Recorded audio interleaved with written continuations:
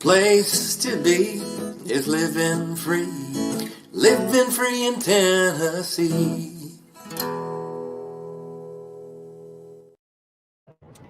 Welcome to Living Free in Tennessee, where we talk about building the life you choose on your terms. Today is Friday, August 8th, 2025, and this is episode 1069 of Living Free in Tennessee. And I'm coming to you from near a rest area. You want to go to the rest area, Tactical?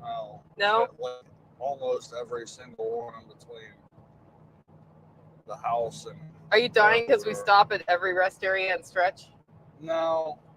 I mean, I'm not dying right now, so... Can everybody hear me okay? I'm wondering. I'm actually streaming over 4G from the car right now today. And it is Friday, so it's Homestead Happenings Day. So Tactical and I decided we'd try to talk to y'all from the truck. But we're also entering rural Virginia. And I don't know how long this will last, so we're just going to do our best. Hey, you looked. He was checking his blind spot to change lanes, I swear. Yes, I was. No, we're getting 5x5 out of sound. Is there a lot of background noise, guys? Just curious. And Sunny is joining the live stream today as well, having just put her head into the frame. Anyway, we're going to talk about having guests on the homestead. We're going to talk about preparing a farm sitter for watching the homestead while we are in Virginia. We're going to talk about why we're in Virginia. And what else are we talking about today? Cool stuff. What is a food forest whisperer? That's what we're going to talk about. If you guys have questions, put the word question in all caps. I'll do my best to work it in. Sometimes, when you become a homesteader, it can be really hard to leave. And both of us leaving at the same time is kind of a big deal, isn't it? Yeah. So this is a big trip. And of course, we're hitting crazy traffic right now. So that's just the good time. Karita Lee, welcome. Okay, so before we do that, I want to talk about our featured event of today's show, and it's October 4th and 5th, the Self-Reliance Festival in Camden, Tennessee at the Birdsong Arena. We're going to have all sorts of cool demos and speakers there. You can get your tickets for $105 over at selfreliancefestival.com. You can see the speaker lineup. We're rolling out the demo lineup right now. And we just added two things, SRF Kids and SRF Youth. So SRF Kids is for like kids under 11-ish. And SRF Youth is 14 to 19. But if you're a really mature 13-year-old, it will totally work for you. Alan Booker and Opalyn are running SRF Youth. SRF Kids is headed by Becky Cook, who does a great job. And yeah, I don't know. Family passes are up. You can get a family pass, put your kids in some of these programs. They're both designed sort of age appropriate to teach kids some things about independence and self-reliance. I'm kind of stoked about Alan Booker adding a digital hygiene segment to the one he's doing. So MT Nisa Becky is great with kids. She is great with kids. So it's going to be a fun time. Get your tickets today at selfreliancefestival.com. And if you can't come, find two friends who can and have them get tickets. That's all I can say to that. Okay. Also want to thank two sponsors today. Our first sponsor of today's show is John Pugliano of the Wealth Studying Podcast. Hey, Tactical, have you ever listened to the Wealth Studying Podcast? Yeah. Do you like it? Yeah. Why? It's useful for what is going on in the market and what the expectation is from somebody who doesn't want you to just stick all of your money in a quote diversified IRA, which is all the same. Yeah, so John Pugliano has a podcast you could listen to. It costs you $0. Check it out at investablewealth.com and click on the the tab for podcast. And if you don't want to do that, you just want to download it to your podcatcher, just do search for the Wealth Studying Podcast. So like homesteading, only wealth studying. And it's a great way to bone up on your financial literacy, but also listen to how he makes decisions. He makes decisions for himself and talks about it on his podcast. And, if world events are going on, he tells you why he's ignoring most of them and goes with what the markets say, which is kind of a nice, fresh take don't you think? Yeah. Cool. Our second sponsor of today's show is Strong Roots Resources. Strong Roots Resources provide and classes on permaculture topics with a specialty in wild, edible, and wild forage, but also he's pretty darn good at grazing systems. So we got brake lights again. Yep. I'm in a backseat drive the whole time. Yep. What do you think about backseat driving? Anyway, this weekend there is a wild foraging class at Strong Roots Resources. Check that out at strongrootsresources.com. With that, I want to talk about the food forest whisperer. What's a food forest whisperer? I don't know. I think you just made that up like what, yesterday, day So- before? So Carrie from Strong Roots Resources has been coming to my house and working on the food forest, and which is great because when I had the food forest put in, I was pretty clear that I only have about 2 hours of time, and Nick was pretty clear that that was unrealistic. 2 hours of time a year. A year for the food forest. And since fruit is not like my personal number one priority, I was like, it's cool to have these fruit trees. If we raise pigs, it'll be even cooler. If I decide to get into, fermenting, it'll be them for alcohol, it'll be even cooler.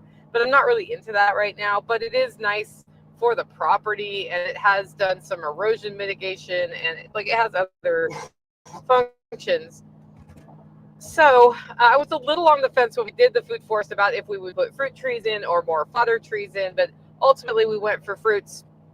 And the thing about Tennessee is that we have an abundance environment in Tennessee, and that is both a blessing and a problem because the pioneering weeds that you don't want there are really good at growing really tall in a very short period of time. Is that a good way to explain it?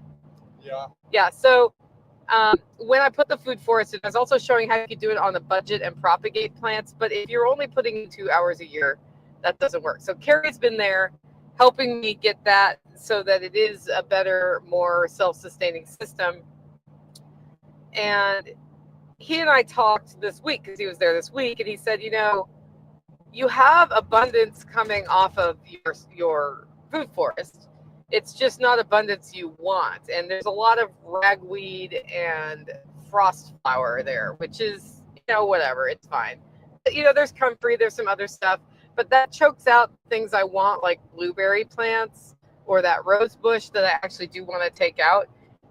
He said, here's my theory on Tennessee food forests for people like you who don't want to work on them a lot, is they need to roll out over a series of like 3 or 4 years where you focus on the trees the first year or two, and meanwhile you're putting all of the comfrey into the food forest to beat back some of that abundance that you don't want, to make space for things that you do want. And then when you're ready to put your bush layer in, because a food forest has 7 layers, right? Then you pull the comfrey out, and where it will leave a hole, and the earth is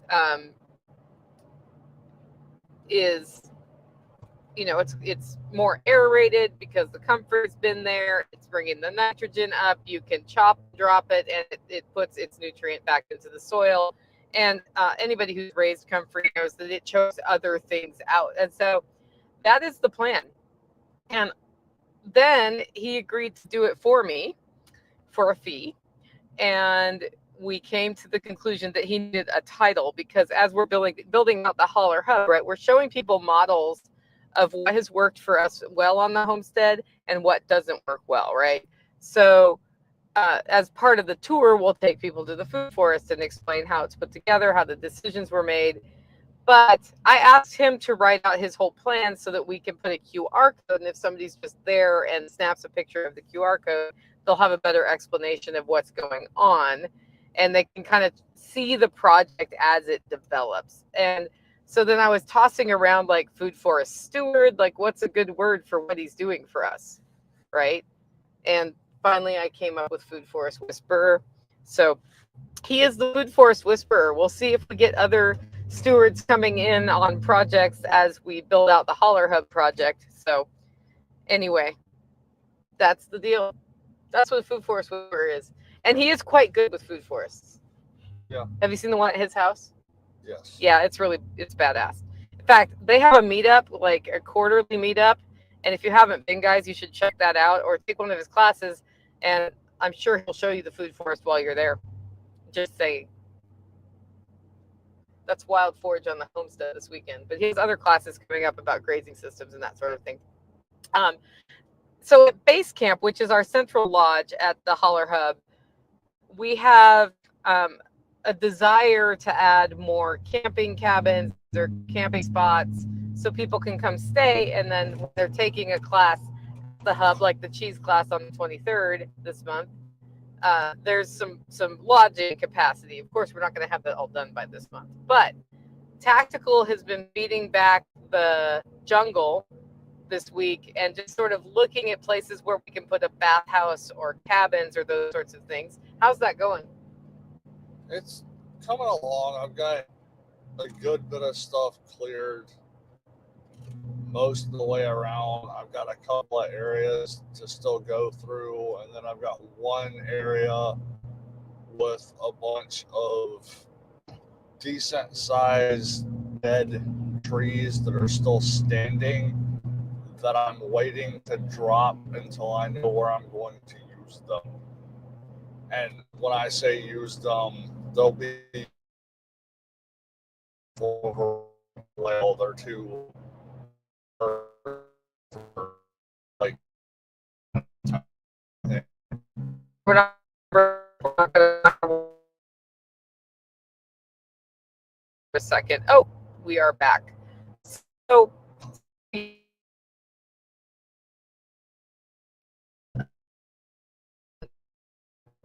I'm because there's a couple of decent sized trees in that I can't just walk by and whack with a saw. right. So sorry for you guys who had the stream go out a little bit. We are on Wi-Fi, so every so often it changes towers and it does the thing. So hopefully we'll have the pond back as part of that, which is a feature of the campground ultimately that we have going on there. So that's base camp. We had, while I was in Medford with my dad, I asked Tactical, hey, do you mind if I put that bedroom in the lodge up on Airbnb just as a sort of a shared space, because we come in and do coffee in the morning, but not every morning, but basically you can rent this room and it's a pretty nice room. And he was like, not while you're out of town because somebody has to get base camp ready. That's basically what he told me, right? Yeah, I mean, that and cleaning and dealing with the people, getting them checked in, checked out, whatever has to get done. It's like, if there's only one person there, it's a little bit more difficult. So it's just something to think about.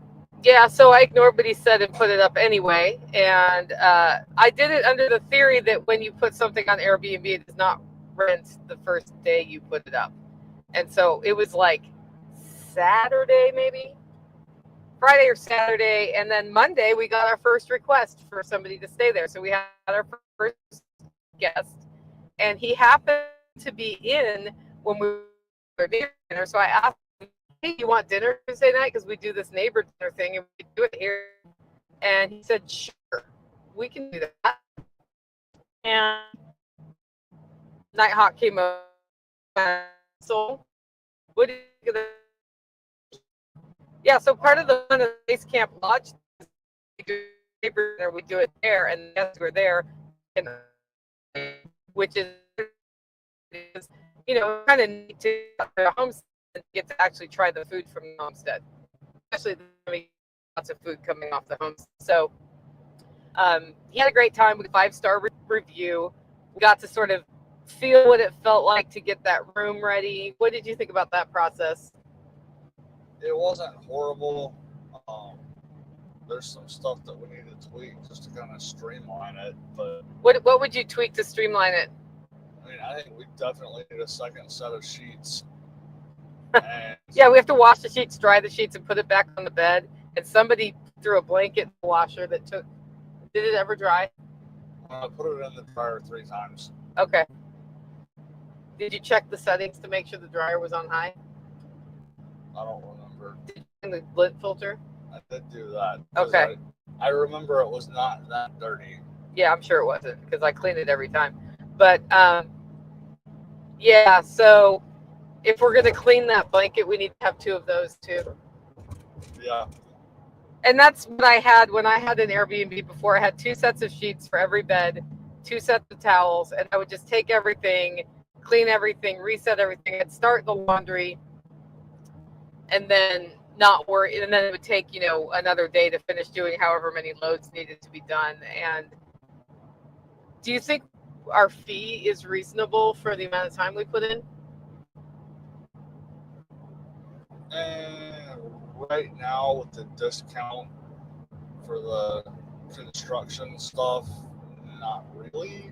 Yeah, so it's $50 a night because we have construction for the next week. So if you stay there in the next week, you get the joy of having a guy replacing the roof during the day.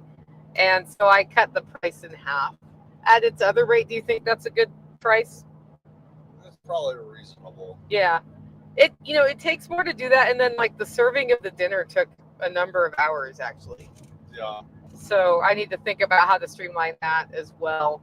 But it was a really good dry run, and the guest was awesome. I think we'll end up being friends with him long term.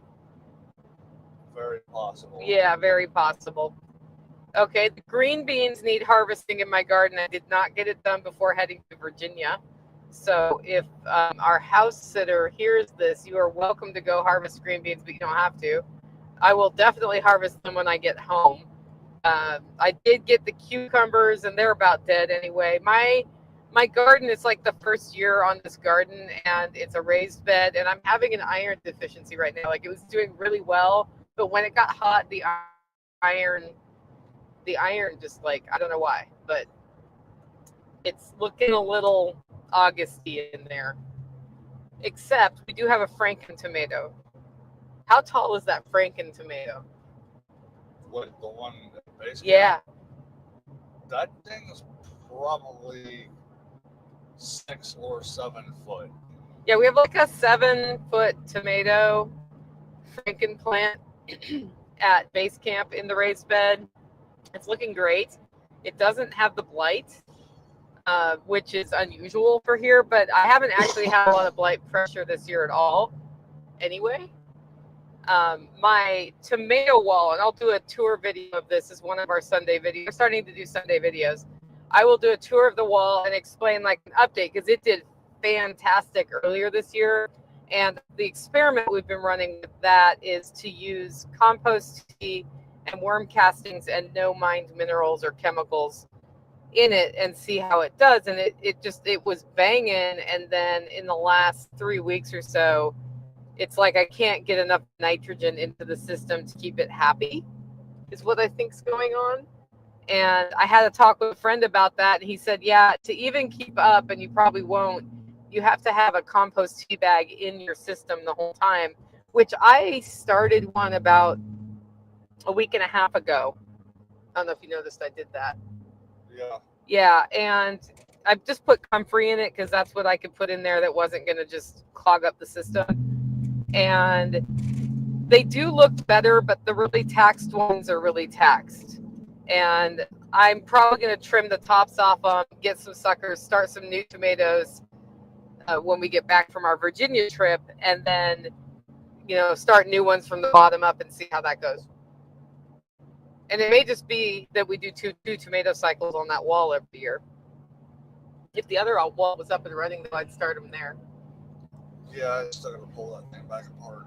Yeah, he's annoyed. He has to pull it apart. And then we've had so much. I'm pretty sure he's not doing that next week. Why aren't you doing that next week, Tactical? I'm going to be on a roof. Are you going to be on the roof next week? Why are you going to be on the roof? I'm just not going to say anything about that one. Oh, can you not talk politely about the roof and then change the subject? Is it a sore topic? It's one of those I get really pissed off when I have to come and fix somebody else's problem. Yeah, so the roof at base camp has 2 layers of asphalt shingle, roof and metal on top of that was improperly installed. And so he's working. So we have Ken coming out to redo the roof, and then Tactical's going to help as much as he can. We're taking all of it off. We are looking at the decking. Yes. We are replacing any decking that needs to be replaced. And then we're putting a brand new metal roof on. Guess what color it is? Color red. It's red. And it's going to go back on. The roof right now is like green or blue or I don't know, brown. But it's going to be a red roof, like my roof on my house. And then the reason we're doing that is we've been chasing leaks the whole time at base camp. And we're chasing leaks probably because of the improperly installed roof. Yeah. So in other words, we're about to do what should have been done the first time. Yeah, and the second time. And the third time. And the So, and the house was built in 1982. So just think about that. That's every 10 years they did something. Yeah, when you could have just put metal on and been done with it. And Yeah. It wouldn't have to be on a roof. Yeah, you're talking really quiet. Okay. He's trying not to say the F word right now, right? I wasn't going to say that. I'm just... Let it go. Let it go. Let it go. So what's it like to retrain male sheep, also known as rams, who keep getting out of the fencing? What did you do? So we had rams getting out, and the problem is when one ram gets out, the next time two rams get out, and pretty soon your rams don't respect the fence. What did you do to get them to respect the fence? I finally actually got that fence charger hooked back up from when we moved the shed, and then put them in. There's tire parts, just FYI. Threw them in a paddock that has 3 to 4 strands of 14 gauge aluminum wire that's all just permanently installed and heavily soaked half of the grounding rods just to make sure that everything was nice and saturated. I'm not sure if anybody's actually touched it yet, but yeah. Would you have wanted to put a camera up there just so you can see them hit it? It's tempting. We could have a live sheep cam. That's also tempting. Yeah. Anyway, yeah, so ever since he didn't have the electricity hooked up since we got ready to do the camper pad, right? Yeah. And then he didn't rehook it up after the camper pad because he wanted to only do it one time and make sure it was in the place it was going to be. So the rams soon figured out that the fence had stopped biting them. And now they've learned that the fence still bites. And it's plugged into actual electricity, so it bites hard. It's not just the solar one. So that's been, an educational experience for the male sheep. How are the female sheep doing? They're fine. Yeah, they're good. They need to have their hooves trimmed, and we're going to have to just eat that frog somehow. And I'd say next week, but I don't know that we can do that with the roof happening. So we will see. While Carrie was there, we discovered that how many duck nests were in my food forest? At least 2. I was growing baby ducks instead of vegetables.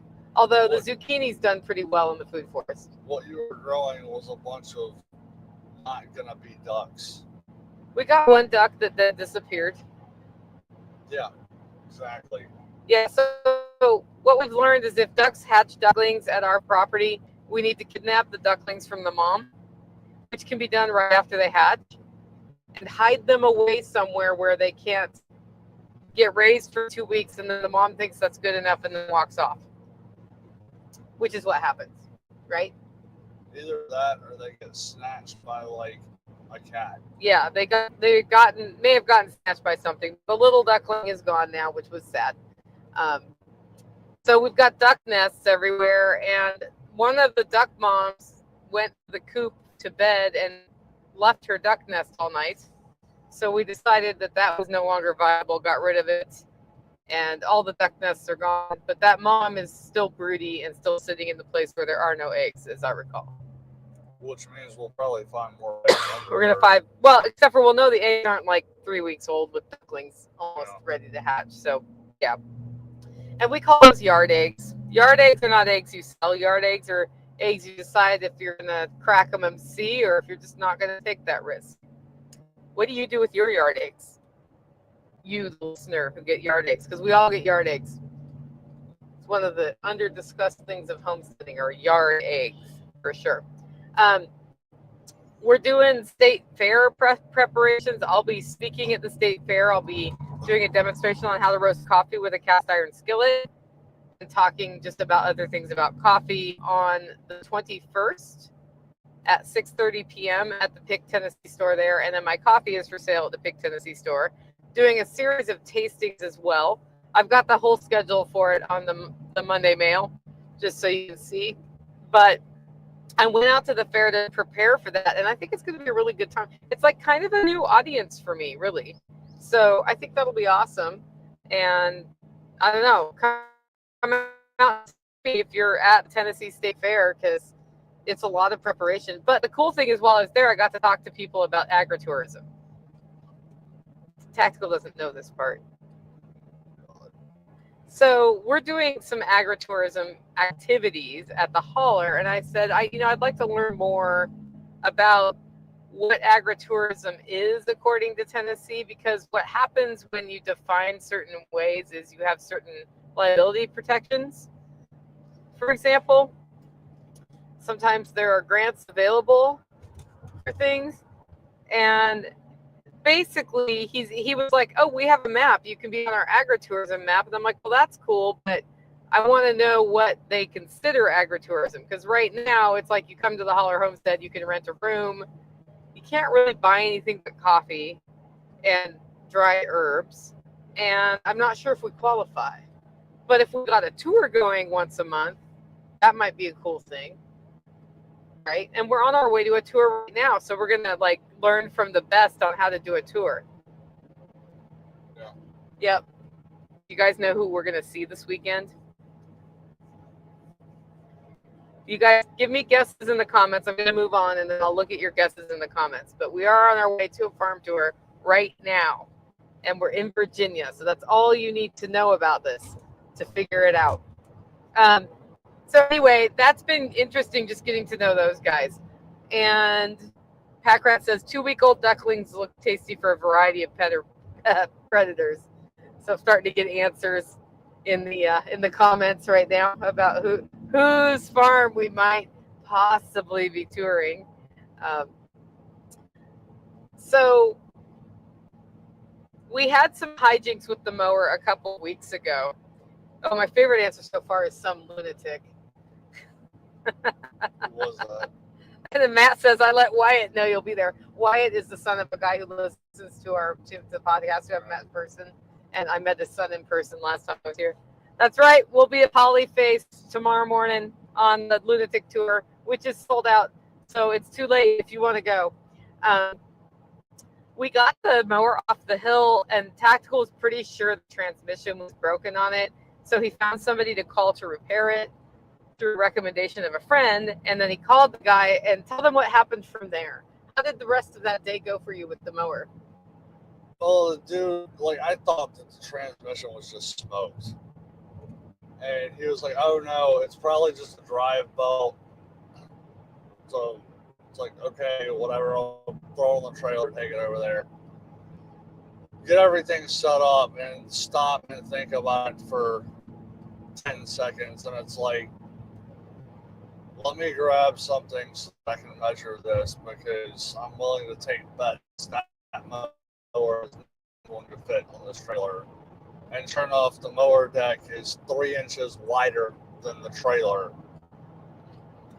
So I looked to see how difficult it would be to drop the deck, and I was like, no, I'm not going through that much effort, so that's not happening. But while I was under there, Underwear. under the mower, I was like, well, if it's a drive belt, I should be able to see it. And so I started looking, and I finally figured out where there was a drive belt. Sure enough, there is one. And apparently, the linkage that goes from the handbrake to the transmission had popped off of both sides, and one of the rods got caught in the drive belt, throwing it off one of the pulleys, which is why I lost power at the top of the mountain. Yeah, and then he couldn't stop because he lost brakes. So no power, no brakes. Steep hill. What was it? I think it was common ironweed that stopped me. Yeah. But I managed to get the belt back on through the rod on my anvil and got it straightened out enough to put back on. So I'm going to order a replacement for that just because. But at least I was able to get it back up for the time being. Yep. And for those of you who guessed Joel and Daniel Salatin or rhymes with Chalatin, you are correct. We are going to Polyface right now. On the road again. And for those of you who got my pun, I appreciate that at least two of you understood what I did there. Did you understand what I did there? I don't know what's part. Yeah, we'll follow up later. So it's actually really, so I feel like this is an Independence Fund moment where, how much do you think you were going to spend on having a mechanic assess that? $100? I was expecting with a shot transmission at least 1,000 to 2,000 parts. 1,000 to 2,000 parts, but if you had taken it in and they had discovered what was wrong, what do you think that would have cost? It probably would have been between 100 and 150 bucks. Yeah, 100, 150 bucks. How much did you spend on it? I don't think I spent anything. Well, but you are getting a new part. Yeah, I have no idea what that cost. Yeah. So could be a $5 thing, or it might be it's a special proprietary $50 part. Yeah. So which would be the same no matter who got the part. So he gets to put money in the Independence Fund because he has mechanical skills, and that's the class we should do next at base camp. Small motor maintenance and repair, lawnmowers and chainsaws. That would be a good class. Yeah. Weed whackers are vexing. Yeah. Anyway, so we could have put money in the Independence Fund because you did that. We didn't have to pay a guy, and you didn't have to spend. You would have probably spent the same amount of time driving the stupid mower around that you spent troubleshooting the mower, also. Probably. So that's another thing. But I'm actually just thankful you didn't get hurt when the mower lost all of its mojo. So, and this is why he says only he will mow the pasture. Yeah. Is there a better tool for mowing the pasture? I don't know. Okay. I haven't found one. Yeah. I wouldn't want to take a tractor up that. Yeah, I mean, the right tractor, though, that's how they used to bush hog it. Well, I realize that part. A lot less likely to roll a zero turn than I am a tractor. Pack rats, goats. Well, we're running sheep on there already. It's just that there's stuff sheep don't eat. And you have to always sort of do the fence line before you run the fence. So, yeah. Carson says $50 expensive for proprietary. Let me tell you about the CV axle for 2011 Grand Caravan. Oh, I can only imagine that. Okay, so in the forage side of things, Tactical doesn't know it, but a minor miracle has happened, and we have watercress coming in. And if I'm smart, I'm going to go fence the watercress in, because as part of the cheese class on the 23rd, we're going to be foraging some of the things we pair with cheese. And watercress with its peppery flavor would be a really good pairing item. I'm debating on if we figure out how to make it like if you want to come early, you can come on the foraging walk while we go get things for the class or not. But as I said, it's a pretty special class where we're pairing the cheeses with different things that we source from our local homestead network, also the LFTN and TSP network. I am sure that Anton's House of Biltong will be there, right? But also at that time of year in Tennessee, there are things we can forage and use the forage for people to taste. Maybe they've never tasted watercress. I don't even know. We'll see what else. There'll probably be red passion fruit by then. There's a rat's hair's chance that pawpaws will be ripe by then. They're getting close, but they're not there yet. So the forage is looking good. It's a wonderful time of year to get the leaves from the sassafras tree. We could do a sassafras tea at that event. I always do an herbal iced tea at these events, and everybody loves it. And sassafras would be a fun flavor for that, I think. So we'll look at maybe doing that. But the watercress is coming back. The ducks haven't discovered that it came back. So therefore, there is that. Jen says she needs passion flower leaves. Have you harvested the passion flower yet? No. Why not? I keep forgetting to take a bag up there every time I go up there. We need like a forage mount on your four-wheeler. I know. That would be a fun little video to make for a Sunday video. We have a cool Sunday video coming out this week. You don't want to miss it. Tactical took a video and gave it to me, and I was like, with one edit, that's perfect. Even without the edit, it worked really well. It's just there's one section where the camera shakes around and you're not actually showing the thing and you're not talking. So I was like, well, we could cut that 3-second thing out. So that's sort of the deal. What else? I think that's everything I have on my list right now, unless y'all have questions. Tactically, got anything else from the homestead? Oh, what was it like preparing for a farm sitter? We didn't talk about that. We have a farm sitter. Nighthawk usually covers for us. Nighthawk is there and able to cover, but somebody volunteered to come farm sit for us for this trip, and we said yes because it would be nice to have more than one person able to farm sit. So how was the training for that? When did that training start? It actually worked out really well because they came out yesterday before I got started for anything. So we went through everything start to finish on the timeline that I normally do it. And then I still had a couple of things to wrap up. So like we went up, moved the girls, ran the rest of the fencing for the boys, got the boys moved, so they got to see all of that as well. And I mean, all in all, it was fairly simple, and it was actually nice to actually be able to, on the schedule, run through everything as it normally happens.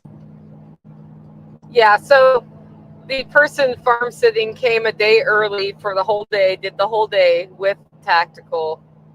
We don't have anything in writing for the person, do we? I have something, but I didn't send it. Well, I sent them kind of a rough schedule thing, but it was redneck shorthand, and fortunately they're familiar enough with me to be able to mostly translate that. So yeah, so I actually have a larger, more built out SOP for this that I'm going to turn into an even more detailed one, because questions we got were like vet phone numbers needed and some other stuff. Yeah. Which I have on my original farm sitting at the Holler thing. I just don't have the sheep built into that one. And I have the Have You Seen Me list of cats that has shrunk greatly this year. It got cut in half. So we're going to turn that back into a written SOP and maybe embrace that it is possible to have house sitters for a short time take care of the farm, even if it's not the same one every single time. Yeah. Yeah. So we'll see how it goes. What did you have to do to be ready, though? Because you did set it up so that the farm sitter doesn't have to lug 5-gallon jugs of water to the tippy top of the pasture, right? Yeah, that was mostly just trying to get far enough ahead that, you know, the next paddocks were set up. I can move everybody the day of. That way, everybody's on a fresh paddock, less likely to skip the fence. And then just making sure that all water was topped up, all the feed was topped up, that sort of thing. Making sure I swapped the battery for the fence charger before we left. I mean, that was mostly about it. I'm going to have to hit it hard when we get back just to get the next paddock for the girls set up, but that should not take me too long. Yeah, so that worked out well. And then it's nice to have Nighthawk there as a backstop because he is working today. So if there was a weird medical emergency today, they can't see your face when your hand's up. Okay. Then he can help at the end of the day, but then tomorrow, right, he's there. And then that's like 2 people is better than 1 on a homestead most of the time. And having the extra hands is helpful. So I'm excited about the fact that we can get away for not just 1 night to hike, but 2 nights to go see Polyface. Are we going to try 3 nights next time? Maybe.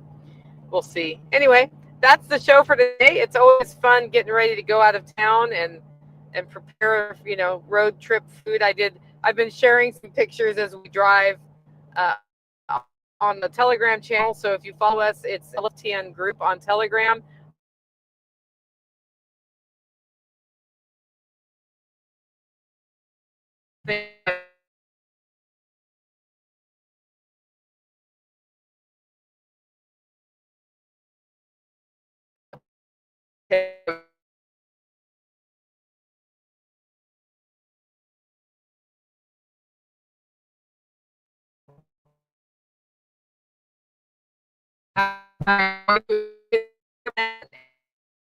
I'll say hi. I just saw it already a couple months ago. If you like the show and want to support the work we're doing here, you can do it in a couple ways. One, consider joining the email group because we're going to keep you up to date on what's happening at the Holler Hub. And there are going to be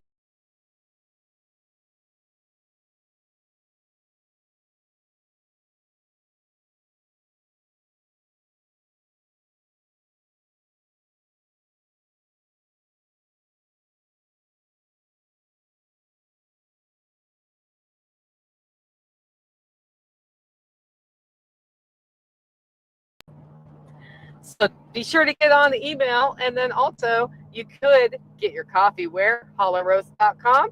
I've even got a really cool mug you can order online right here. They're great for travel. With that, go out, make it a great week.